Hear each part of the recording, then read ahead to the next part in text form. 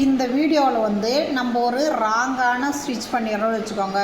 ஒரு தப்பான தையல் போட்டுறோம். அந்த தையலை வந்து நம்ம பிரிக்கணும். பிரிக்கிறதுக்கு எப்படி நம்ம பிரிக்கணும் அதுக்கான ட்ரிக்கை நான் சொல்லித்தரேன். இதில் நம்ம வந்து தையல் போட்டுருவோம், அதை பிரிக்கணும்னா நம்ம ஊசியை வச்சுன்னு குத்தி குத்தி இழுத்துன்னு உக்காந்துக்கணும். அது பிரிக்கிறதுக்கான நீடில் வாங்கி வச்சு அதை பண்ணுவோங்க. இப்போ நம்ம அப்படியே நம்மக்கிட்ட எந்த நீடிலும் இல்லை, அந்த டைமில் நம்ம எப்படி ஓப்பன் பண்ணி நம்ம அந்த த்ரெட்டை எடுக்கணுன்றதை நான் சொல்லித்தரேன் பாருங்கள். இங்கே பாருங்கள், இங்கே நம்ம இங்கே லாஸ்ட்டில் எண்டில் விட்ருக்கோம் இல்லையா, அந்த த்ரெட்டை இப்படி எடுத்துக்கோங்க பிரித்து. இங்கே பாருங்கள், பிரித்து ரெண்டும் சேர்ந்துருக்கிறத பிரித்து எடுத்துட்டிங்கன்னா இப்படி வரும். அப்போ பாருங்கள், இப்படி இந்த ஒன் சைடு இழுத்திங்கன்னா அது ஒன் சைடு பாருங்கள் இந்த மாதிரி கட்டாகி நிற்கும்.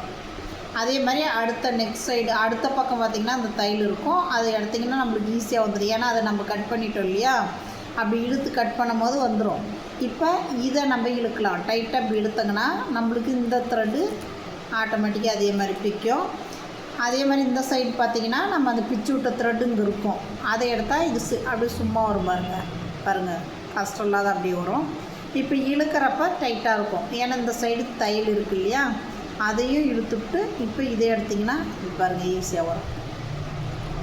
இப்படி தான் நீங்கள் பிரிக்கணும். தப்பாவோ இல்லை அட்ஜஸ்ட்மெண்ட் பண்ணணும். நான் டைட்டாக போட்டேன் தையல், ஒருத்தங்களுக்கு அளவு வந்து பெருசாக இருக்கும், இவங்க குட்டியாக போட்டிருப்பாங்க, அதை வந்து நான் பிரித்து அதை அட்ஜஸ்ட் பண்ணி அவங்களுக்கு பெருசு பண்ணி தரணும் அப்படின்னா நீங்கள் இப்படி தான் பிரிக்கணும் தையலை. நீங்கள் இந்த மாதிரி பிரிக்கும் போது என்ன ஆகுன்னா கிளாத் வந்து டேமேஜ் ஆகாது.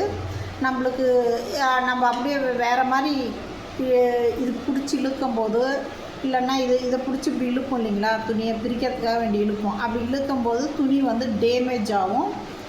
அது இல்லாத கிழிஞ்சு போகிறதுக்கு வாய்ப்பு உண்டு. அப்படி கிழிஞ்சிச்சுன்னா நம்ம மறுபடியும் அதுக்கு வந்து நம்ம புதுசாக எடுத்து தர மாதிரி இருக்கும்.